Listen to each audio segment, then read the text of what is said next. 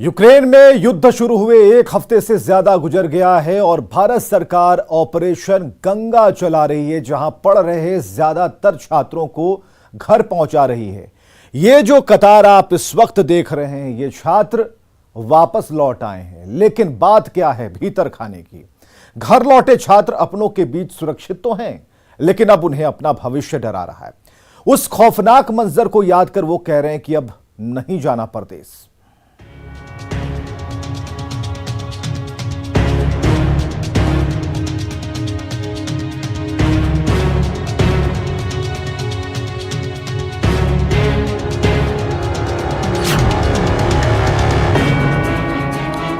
तो ये सभी छात्र कह तो रहे हैं कि अब यूक्रेन नहीं जाना, लेकिन इन सभी एक एक जितने भी लोगों के चेहरे इस वक्त देख रहे हैं, या फिर इससे भी ज्यादा जो लोग लौट रहे हैं, उन्हें अपने भविष्य की चिंता सता रही है। घर लौटने के बाद छात्रों का कहना है कि जिंदगी की जंग को जीत कर आ गए, लेकिन अब आगे की पढ़ाई का होगा क्या। उनकी सालों की मेहनत, लाखों रुपए बर्बाद होने का डर उन्हें सता रहा है।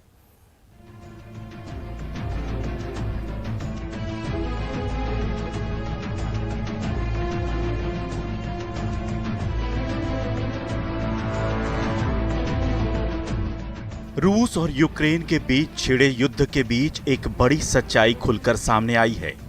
यह सच्चाई है यूक्रेन में पढ़ने वाले छात्रों की। युद्ध के बीच इनकी पढ़ाई तो फिलहाल रुक गई है, लेकिन आगे का रास्ता नजर नहीं आ रहा। ये है प्रिया और साथ में है उनके भाई ऋषु। पटना के रहने वाले दोनों भाई बहन और माता पिता परेशान हैं। चेहरे पर चिंता की लकीरें हैं और आंखों में उदासी। यूक्रेन से घर लौटने की खुशी तो है, पर आगे की जिंदगी को लेकर उलझने बढ़ गई हैं। करियर को लेकर चिंता सता रही है कि आगे की पढ़ाई का क्या होगा। क्या यूक्रेन में चल रहा युद्ध जल्द रुकेगा? अगर नहीं तो उनकी मेडिकल की पढ़ाई कैसे पूरी हो पाएगी? अगर युद्ध रुक भी गया तो क्या उनके कॉलेज में पढ़ाई शुरू हो पाएगी? फाइट की जाए तो आप यूक्रेन जाना प्रेफर करेंगे?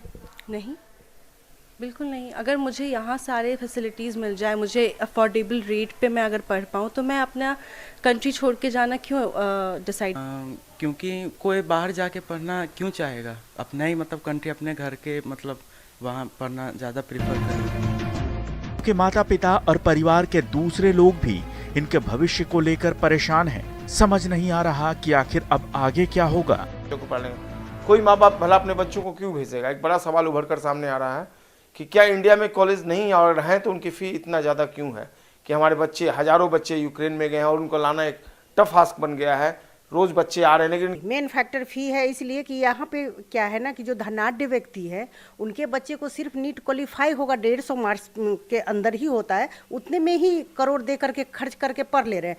तो जहाँ आरक्षण की बात आती है, वहाँ पे ये भी तो डैमेज कर रहा है कि हमारे बच्चे को 150 ही आया, लेकिन मेरे पास करोड़ों है, हम यहाँ पढ़वा लिए बिहार में, लेकिन हमारे बच्चे को अगर 500 भी आया, 550 भी आया, लेकिन मैं फ़ी देने के लायक नहीं हूँ, तो मुझे दुख के साथ अपने बच्चे को बाहर भेजना पड़ता, कोई शौक से नहीं भेजना। यूक्रेन के खार्किव से कटिहार लौटी निधि की आंखों में अब भी उस दहशत का मंजर है जिसे याद कर वो सिहर उठती हैं। लेकिन बम और बारूद की दहशत से ज्यादा अब उन्हें अपने भविष्य की चिंता सता रही है।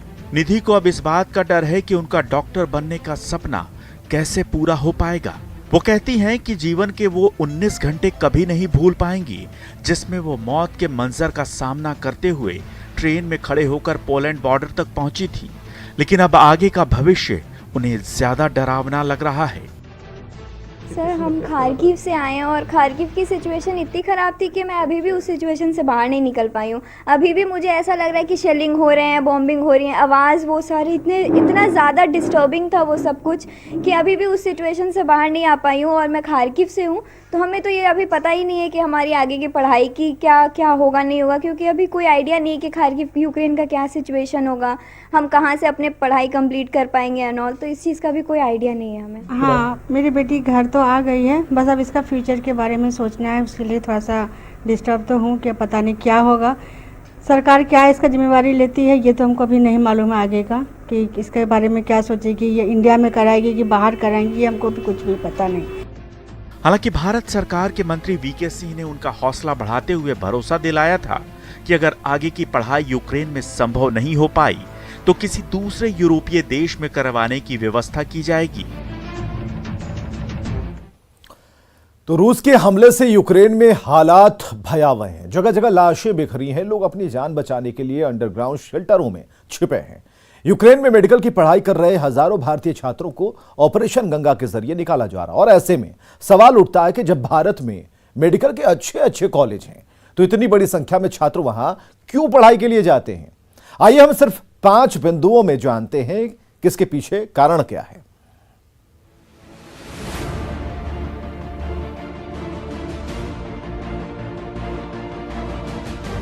एक आंकड़े के मुताबिक डॉक्टर बनने का सपना लिए विदेश जाने वाले 60% भारतीय छात्र चीन, रूस और यूक्रेन का रुख करते हैं।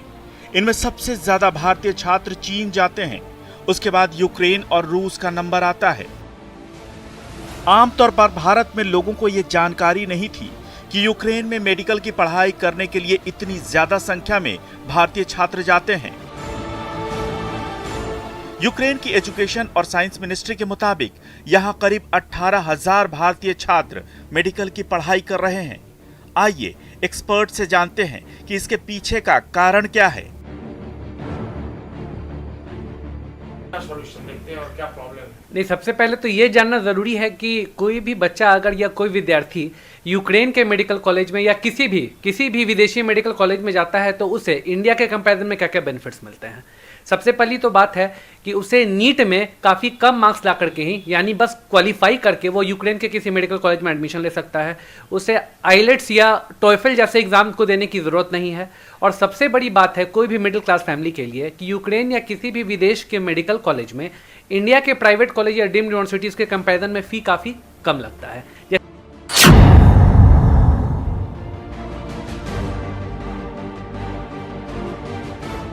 भारत में एमबीबीएस, बीडीएस और डेंटल कॉलेजों में एडमिशन के लिए नीट यानी national eligibility cum entrance test देना होता है, जिसमें अनुमानतः हर साल करीब 7 लाख कैंडिडेट पास हो जाते हैं।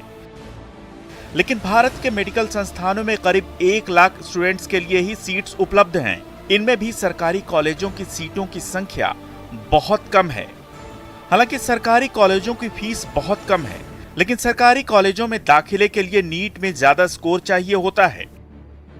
वहीं प्राइवेट कॉलेजों में कम नंबर लाने पर भी एडमिशन हो जाता है, लेकिन प्राइवेट कॉलेजों में पढ़ना बहुत महंगा सौदा है।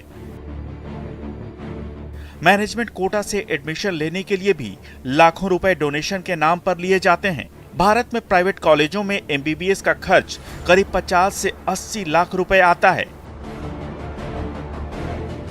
जबकि यूक्रेन में यह खर्च इसके आधे से भी कम है।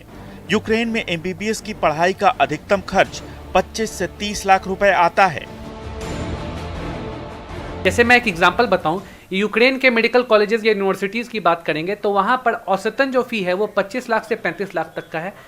वो पूरे 6 साल का एमबीबीएस का पूरे कोर्स का फ़ी है। और वहीं अगर हम भारत की बात करेंगे तो यहाँ पर किसी भी प्राइवेट कॉलेज की बात करेंगे तो वहाँ पे इस पूरे एमबीबीएस कोर्स की जो फ़ी 50 लाख से लेकर के 80 लाख तक है। तो कोई भी मिडिल क्लास फैमिली इस चीज़ को अफोर्ड नहीं।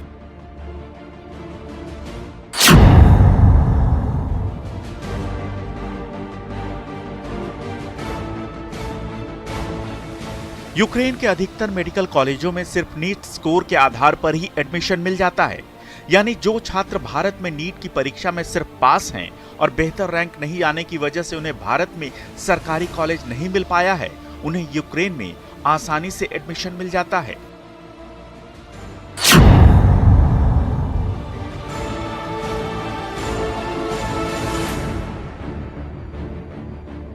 यूक्रेन से मेडिकल की पढ़ाई करने वालों की डिग्री की वैल्यू दुनिया भर में होती है।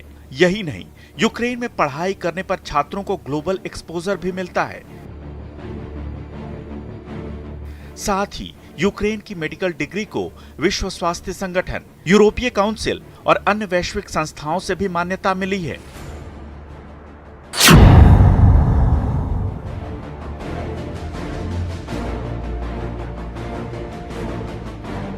इसके पीछे एक अहम कारण यह भी है कि यूक्रेन से मेडिकल की पढ़ाई करके भारत आने वाले छात्रों को यहां बढ़िया पैकेज मिलता है।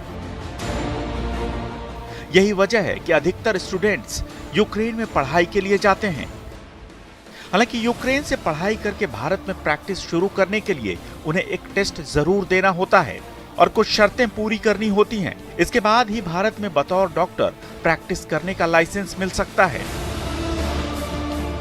भारत में प्रैक्टिस करने का लाइसेंस तभी मिलता है जब उस देश में भी प्रैक्टिस करने का लाइसेंस लिया गया हो जहां से एमबीबीएस की डिग्री ली गई है।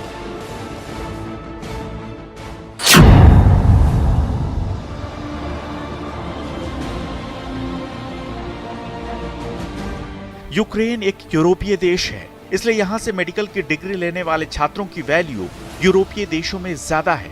यही वजह है कि वो यहाँ से पढ़ाई करके यूरोप चले जाते हैं। साथ ही यूक्रेन से पढ़ाई करने पर यूरोप में आसानी से नागरिकता भी मिल जाती है। यही वजह है कि भारतीय छात्र यूक्रेन में पढ़ाई के लिए बड़ी संख्या में जाते हैं।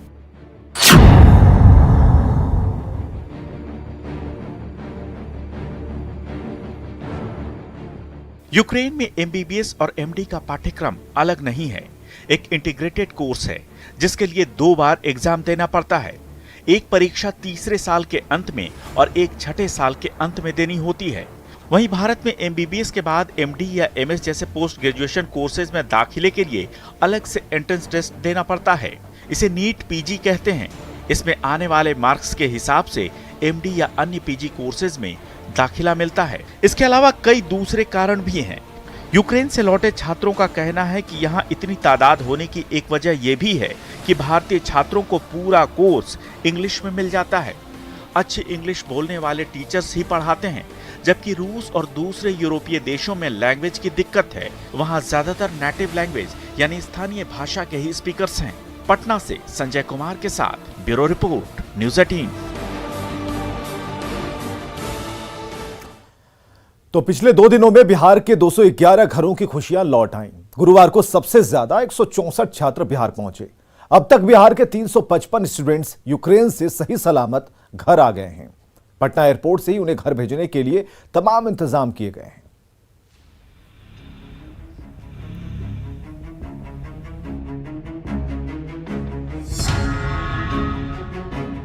बमों और मिसाइलों की मार झेल रहे यूक्रेन से वापस लौटे इन छात्रों के दिलों में खौफ है।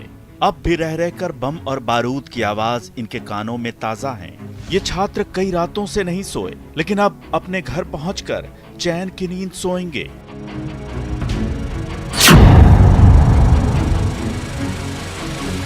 गुरुवार को बिहार के 164 घरों की खुशियां लौट आईं। दिन भर में 9 अलग अलग फ्लाइट से 164 छात्र सुरक्षित अपने अपने घर लौटे।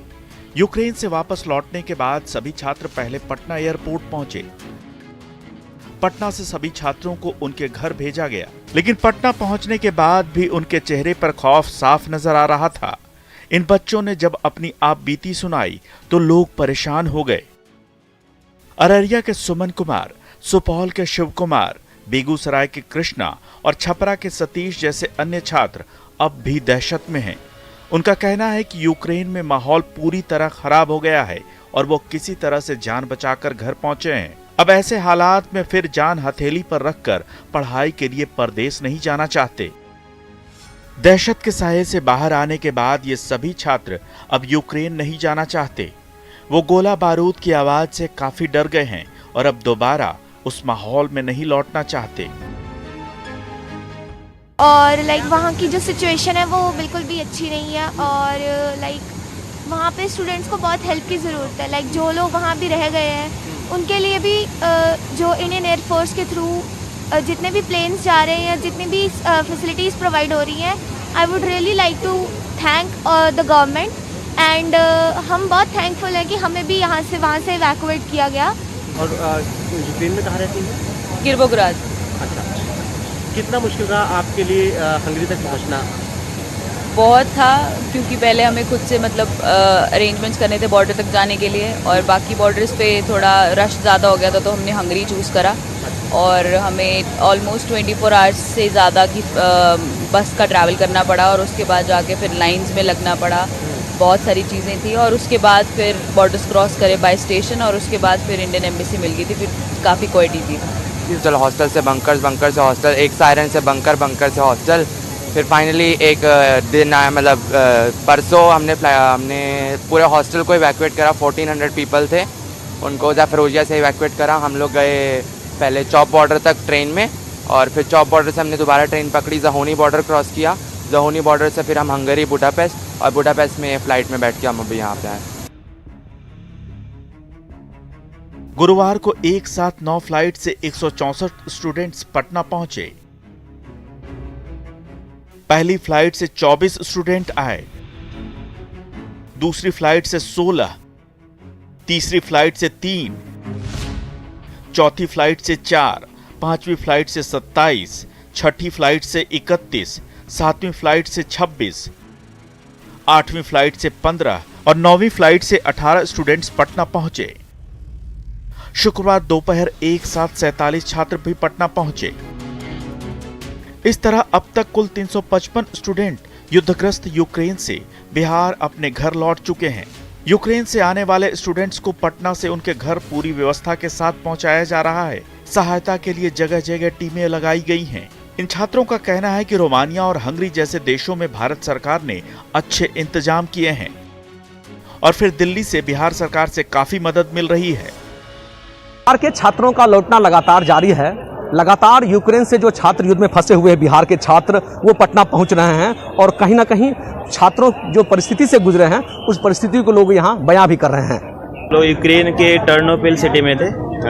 टर्नोपिल से फिर वहाँ फंसे हुए थे, तो फिर वहाँ से हम लोग निकलने का कोशिश किए। साइड का एक रोमानिया कंट्री है, उस बॉर्डर पे गए।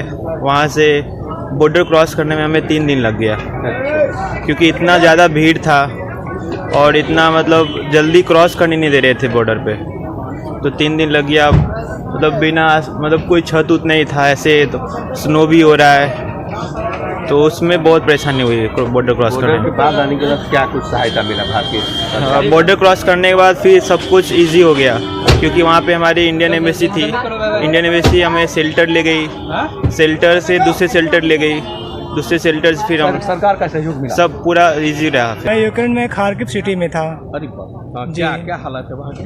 हालात तो वहाँ अभी काफ़ी नाजुक है। जैसे कि हम वहाँ पे वार के क्रम में 5 दिन लगातार वहीं पे रहे थे, और वहाँ जैसे फर्स्ट डे बम ब्लास्ट हुआ तो हम लोग बंकर की ओर चले गए थे। छात्रों का कहना है कि बहुत ही विषम परिस्थिति वहाँ बनी हुई है, और राज्य सरकार और केंद्र सरकार के सहयोग से वो लोग वहाँ से निकले हैं, और सरकार का पूरी तरह से सहयोग उन्हें मिला है, जिससे कि निकलने में उन्हें मदद मिली है। न्यूज़ 18 से पटना से धर्मेंद्र कुमार। घर तक पहुंचाने के लिए पटना एयरपोर्ट पर ही गाड़ियों की व्यवस्था की गई है। सभी स्टूडेंट्स को उनके घर सुरक्षित पहुंचाया जा रहा है। एयरपोर्ट पर ही लोगों को आवश्यक सुविधाएं और सहयोग देने के लिए 2 हेल्प डेस्क बनाए गए हैं। यूक्रेन से आने वाले छात्रों के लिए एयरपोर्ट के अंदर हेल्प डेस्क बनाया गया है, जबकि उनके परिजनों के लिए एयरपोर्ट के बाहर हेल्प डेस्क बनाया गया है, ताकि लोगों को कोई असुविधा न हो। हेल्प डेस्क पर 2 शिफ्ट में कर्मियों की तैनाती की गई है। सभी कर्मियों को अपनी ड्यूटी पर उपस्थित रहने और आने वाले छात्रों और उनके परिजनों को आवश्यक सुविधा और सहयोग करने का निर्देश दिया गया है। आला अधिकारी लगातार हेल्प डेस्क की मॉनिटरिंग भी कर रहे हैं, ताकि सुविधाओं में कमी न हो। Bureau report, news 18। तो इस खास कार्यक्रम में आज के लिए बस इतना ही। देखते रहिए न्यूज़ 18 बिहार झारखंड।